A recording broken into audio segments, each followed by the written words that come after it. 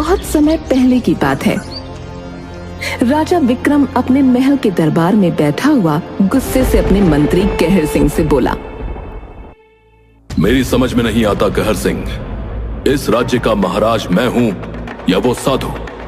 हम इतनी देर से उसका इंतजार कर रहे हैं लेकिन वो अभी तक नहीं आया। महाराज धीरज रखिए, वो आता ही होगा।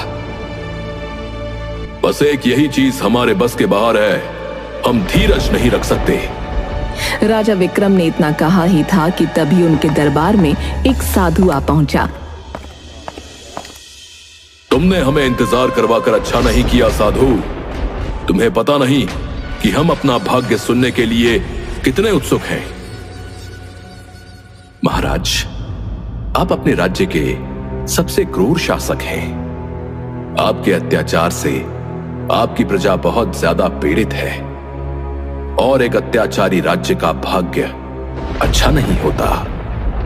हमने यहां पर तुम्हें प्रवचन सुनाने के लिए नहीं बुलाया बल्कि अपना भाग्य सुनने के लिए बुलाया है। मंत्री कहर सिंह ने हमें बताया कि तुम चेहरा देखकर इंसान का भाग्य बता देते हो। मैं इस संसार का सबसे शक्तिशाली राजा बनना चाहता हूं। बताओ, क्या ये मेरे भाग्य में है? साधु राजा विक्रम के चेहरे को देखकर बहुत रहस्यमयी अंदाज में बोला, महाराज, आपके भाग्य में आपके पुत्र के हाथों ही मरना लिखा है और भाग्य को कोई नहीं बदल सकता। यही आपकी तकदीर है। ये सुनकर राजा विक्रम सिंह बुरी तरह से आवेश में आ गया और तुरंत तलवार निकालता हुआ साधु की ओर देखकर बोला, यहां आने से पहले एक बार अपना भाग्य भी देख लेते कि तुम्हारे भाग्य में मेरे ही हाथों मरना लिखा है। महाराज, मैंने अपना भाग्य भी देखा है। मेरी मृत्यु तुम्हारे जैसे अत्याचारी राजा के हाथों नहीं लिखी। इतना बोलकर साधु रंग बिरंगी किरणों के साथ वहां से गायब हो गया। आखिर वो साधु गायब कहां हो गया? राजा विक्रम ने इतना कहा था कि तभी एक सैनिक वहां दौड़ते हुए आकर बोला, महाराज, गजब हो गया महाराज। पड़ोसी राज्य के राजा आदित्य ने आपके राज्य के ऊपर हमला कर दिया है और राजा आदित्य महल के बाहर खड़ा है। उसने आपको युद्ध के लिए ललकारा है। ये सुनकर राजा विक्रम अपनी तलवार निकालकर सीधा अपने महल से बाहर आ गया। बाहर राजा आदित्य खड़ा हुआ उसकी ओर घूरते हुए बोला, तुमने अपनी प्रजा पर अत्याचार करने की सीमा पार कर दी है राजा विक्रम। मैं तुम्हें युद्ध के लिए ललकारता हूं। तुमने मेरे राज्य पर आक्रमण करके मुझे चुनौती देकर अच्छा नहीं किया राजा आदित्य। मैं तुम्हें युद्ध में हराकर तुम्हारे सारे परिवार को समाप्त कर दूंगा। कुछ ही देर में राजा आदित्य और राजा विक्रम के बीच भयंकर युद्ध छिड़ गया, मगर राजा आदित्य राजा विक्रम के हाथों मारा गया। राजा विक्रम अपने सैनिकों की ओर देखकर बोला, जाकर राजा आदित्य के राज्य में ऐलान कर दो कि उनका राजा मेरे हाथों मारा गया। ये ऐलान सुनते ही उनके सैनिकों में खलबली मच जाएगी और राजा आदित्य के परिवार को भी समाप्त कर दो। राजा विक्रम का आदेश सुनते ही सैनिक तुरंत राजा आदित्य के राज्य की ओर चल पड़े। कुछ ही देर में राजा आदित्य के महल और राज्य में खलबली मच गई। इधर राजा आदित्य के महल के राजगुरु एक कक्ष के बाहर बेचैनी से टहल रहे थे। तभी उस कक्ष से एक दासी एक नवजात शिशु को लेकर बाहर आकर राजगुरु से बोली, महाराज आदित्य की पत्नी रानी चंद्रलेखा ने एक सुंदर पुत्र को जन्म दिया है।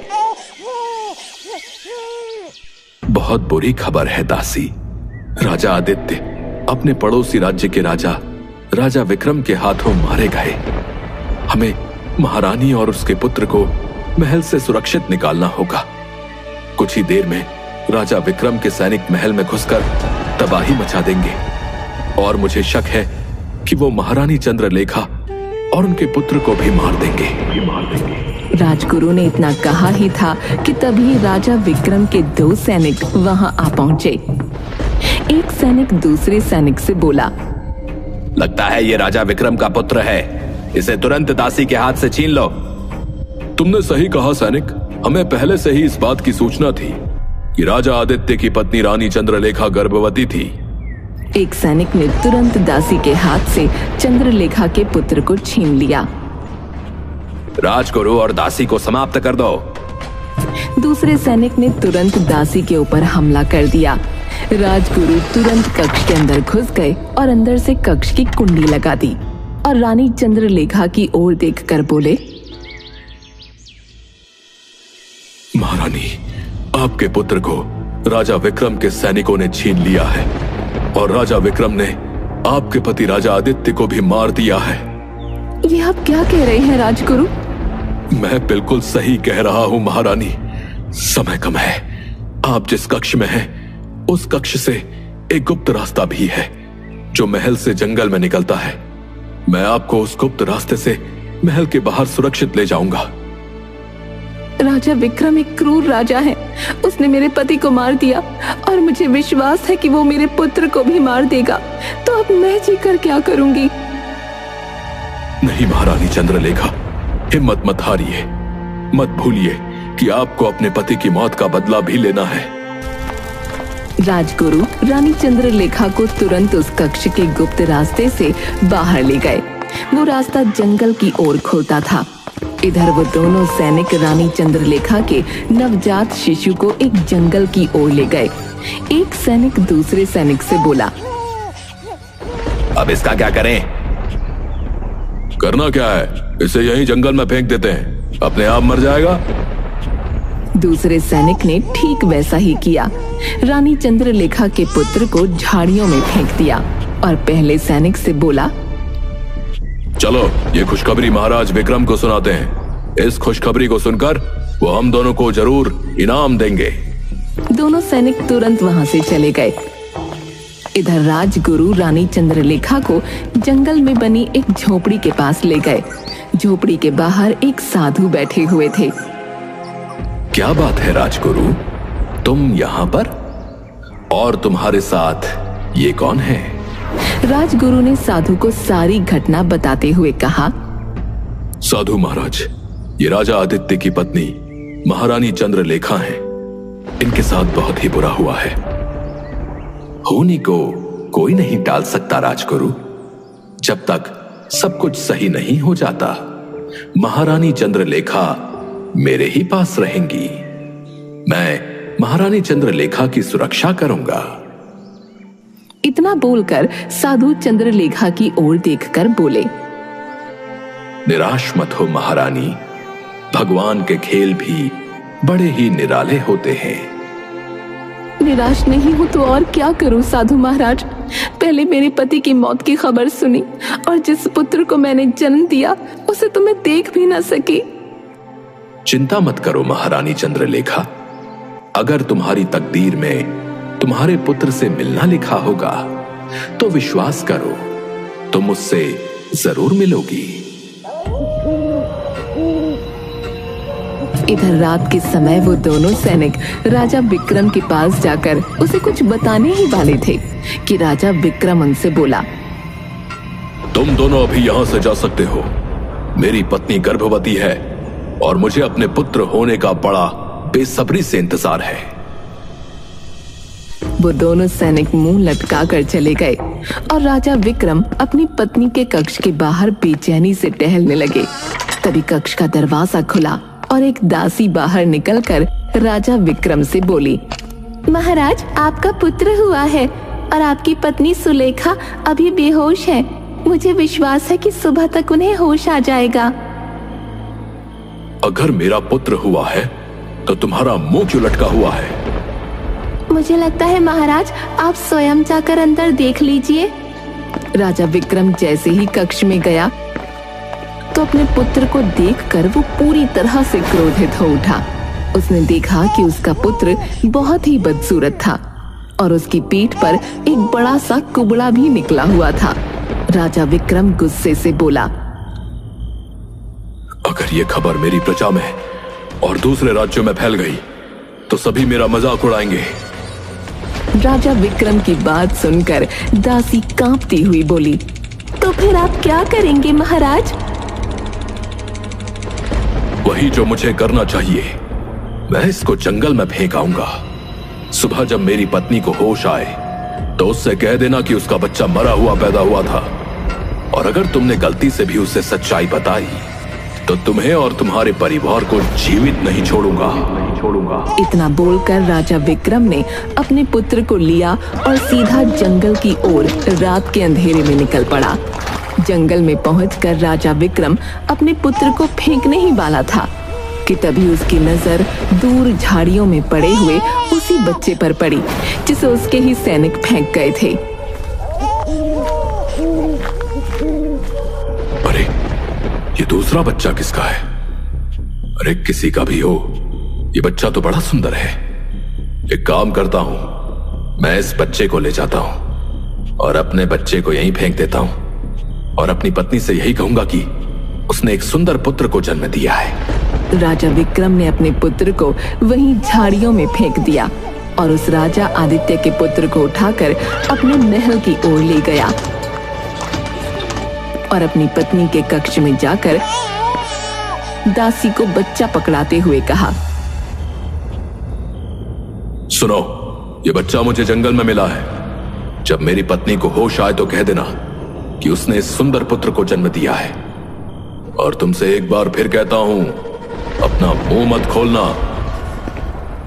इतना बोलकर राजा विक्रम कक्ष से बाहर निकल गया।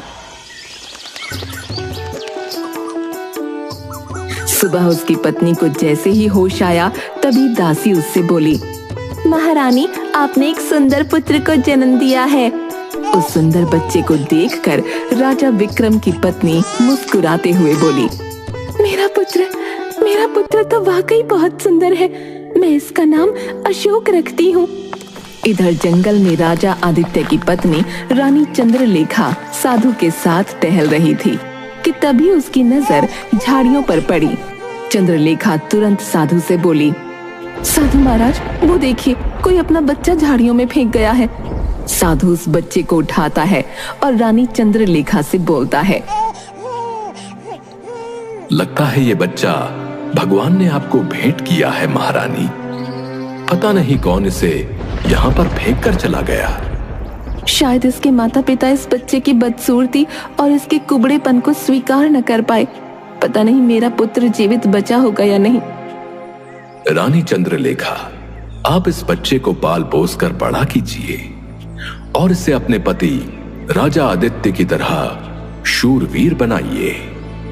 परंतु साधु महाराज, ये बच्चा तो बहुत कमजोर है। जैसे जैसे ये बड़ा होता जाएगा इसका कुबड़ा और बड़ा होता जाएगा। ये शूरवीर कैसे बन सकता है? तुम इसकी चिंता मत करो, तुम इसका पालन पोषण करो। बड़े होने पर इसे युद्ध करना सिखाओ। इस बच्चे को सुंदर कैसे बनाना है ये मैं जानता हूं, परंतु तुम इसे कभी इसकी सच्चाई मत बताना। अगर इसे इसकी सच्चाई समय से पहले पता लगेगी तो इसे बहुत ही दुख होगा।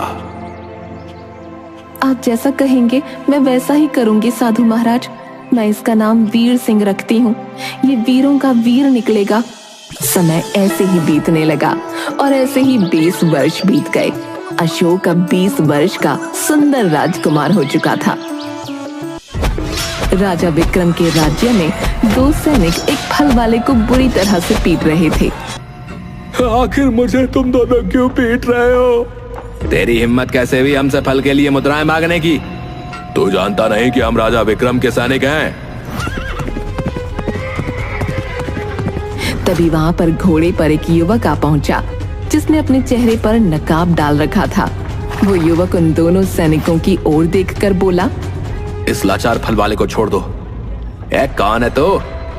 सीधी तरह से यहां से चला जा बच्चे, नहीं तो बेमौत मारा जाएगा। लगता है ये वही नकाबपोश है जिसने महाराज के कई सैनिक मारे हैं। अचानक उस नकाबपोश युवक ने तलवार से एक सैनिक पर वार कर दिया। वो सैनिक वहीं पर ढेर हो गया और वो नकाबपोश घोड़ा दौड़ाता हुआ सबकी नजरों से ओझल हो गया। दूसरा सैनिक दौड़ता हुआ राजा विक्रम के महल में जाकर बोला, महाराज, उस नकाबपोश ने मेरी आंखों के सामने मेरे साथी सैनिक को मार डाला। वो नकाबपोश कई सैनिकों को मार चुका है। उसने तुम्हारी आंखों के सामने तुम्हारे साथी को मार दिया और तुम कुछ नहीं कर पाए। इतना बोलकर राजा विक्रम मंत्री कहर सिंह की ओर देखकर बोला, आखिरकार राजकुमार अशोक क्या कर रहे हैं? कुछ दिनों पहले मैंने राजकुमार अशोक से कहा था कि वो उस नकाबपोश का पता लगाएं। महाराज, राजकुमार अशोक शिकार पर गए हैं। मंत्री कहर सिंह की बात सुनकर राजा विक्रम गहरी सोच में डूबता हुआ आहिस्ता से मंत्री कहर सिंह की ओर देखकर बोला, मेरी एक बात समझ में नहीं आती मंत्री। जब जब राजकुमार अशोक शिकार के लिए जाते हैं तब तब वही नकाबपोश राज्य में दिखाई देता है। आखिर इस बात का क्या रहस्य है? इसका पता लगाना बेहद आवश्यक है। इधर वीर सिंह, जिसकी परवरिश रानी चंद्रलेखा ने की थी, रानी चंद्रलेखा और साधु के पास बैठा हुआ था। साधु वीर सिंह की ओर देखकर बोले, मैंने ये जादुई जड़ी बूटी तैयार की है। इस जादुई जड़ी बूटी को पीकर तुम्हारा शरीर सुंदर बन जाएगा। वीर सिंह ने जैसे ही वो जड़ी बूटी पी, अचानक वो रंग बिरंगी किरणों के साथ सुंदर युवक में परिवर्तित हो गया। वीर सिंह रानी चंद्रलेखा की ओर देखकर बोला, माँ, साधु महाराज मुझे पहले से ही सुंदर बना सकते थे, तो फिर उन्होंने पहले ऐसा क्यों नहीं किया? इस सुंदर रूप और बलिष्ठ शरीर से मैं युद्ध प्रशिक्षण और ज्यादा अच्छी तरह से सीख सकता था। नहीं मेरे बेटे, कमजोरी की अवस्था में युद्ध सीखने का जो तुम्हारे अंदर आत्मविश्वास जागता था, वही आत्मविश्वास सुंदर रूप में शायद तुम्हारे अंदर नहीं जागता।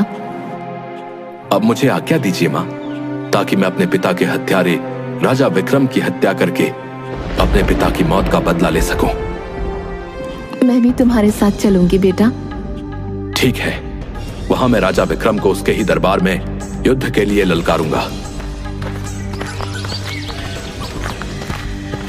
इधर राजा विक्रम अपने दरबार में गहरी सोच में बैठा हुआ था कि तभी एक गुप्तचर आकर उससे बोला, महाराज, उस नकाबपोश का पता लग गया है जिसने आपकी नाक में दम कर रखा था। तो फिर मुझे जल्दी से उसका नाम बताओ। मैं अभी मंत्री कहर सिंह से इसी बारे में बात कर रहा था।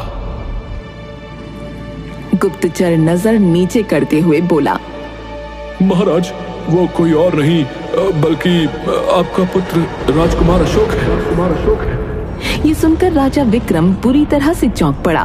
तभी वहां पर राजकुमार अशोक आ पहुंचा। राजा विक्रम क्रोधित अवस्था में अपने पुत्र राजकुमार अशोक की ओर देखकर बोला, ये क्या बदतमीजी है राजकुमार अशोक?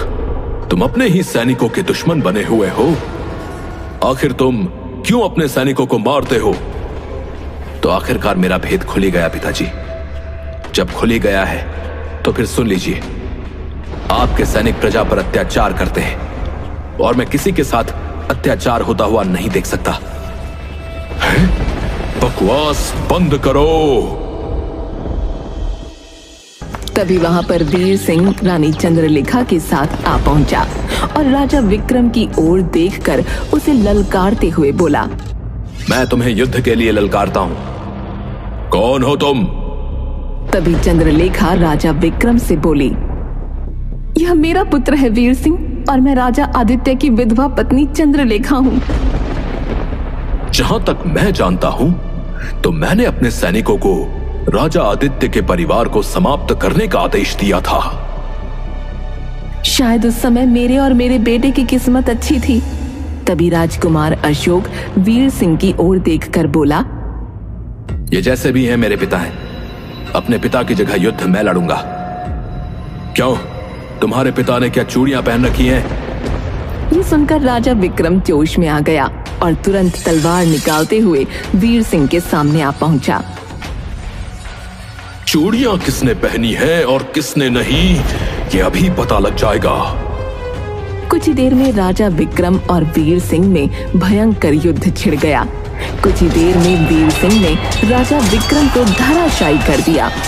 राजा विक्रम घायल अवस्था में नीचे गिर पड़ा। तभी अशोक राजा विक्रम के पास आकर बोला, पिताजी, शायद आपने जो अपनी प्रजा पर अत्याचार किए थे, ये उन्हीं का फल है। तभी रंग बिरंगी किरणों के साथ वही साधु वहां पर प्रकट हो उठा और राजा विक्रम की ओर देखकर बोला, राजा विक्रम, तुझे जिसने मारा है वो तेरा ही पुत्र है। साधु की बात सुनकर राजा विक्रम, राजकुमार अशोक, चंद्रलेखा और वीर सिंह बुरी तरह से चौंक पड़े। राजा विक्रम, तूने अपने सैनिकों को राजा आदित्य के परिवार को समाप्त करने का आदेश दिया। तेरे सैनिक राजा आदित्य के पुत्र को उठाकर झाड़ियों में फेंक आए और तू अपने बदसूरत पुत्र को झाड़ियों में फेंकने के लिए गया, मगर तेरी दृष्टि जिस बच्चे पर पड़ी थी वो बच्चा राजा आदित्य का ही पुत्र था, जिसने तेरी छत्र छाया में महल में पालन पोषण पाया। और जिस बदसूरत बच्चे को तू झाड़ियों में फेंक आया था, उस बच्चे की परवरिश राजा आदित्य की पत्नी चंद्रलेखा ने की और एक साधु की जादुई जड़ी बूटियों ने उसे सुंदर बना दिया। देखा तूने राजा विक्रम, तकदीर के लिखे हुए को कोई नहीं मिटा सकता, यही तेरी तकदीर थी। इतना बोलकर साधु रंग बिरंगी किरणों के साथ वहां से गायब हो गया और राजा विक्रम ने दम तोड़ दिया। राजकुमार अशोक अपनी मां चंद्रलेखा की ओर देखकर बोला, इसका मतलब आप मेरी मां हैं और आप मेरी मां नहीं हैं। मैंने अपने ही पिता की हत्या कर दी। नहीं वीर सिंह, तुमने अपने पिता की नहीं बल्कि एक निर्दयी राजा की हत्या की है। आप सही कहती हैं मां। तुम दोनों मेरे बेटे हो। अब तुम दोनों भाई गले मिलो। दोनों गले लग गए और राज्य में खुशी की लहर दौड़ गई। राज्य को निर्दयी राजा से मुक्ति मिल चुकी थी।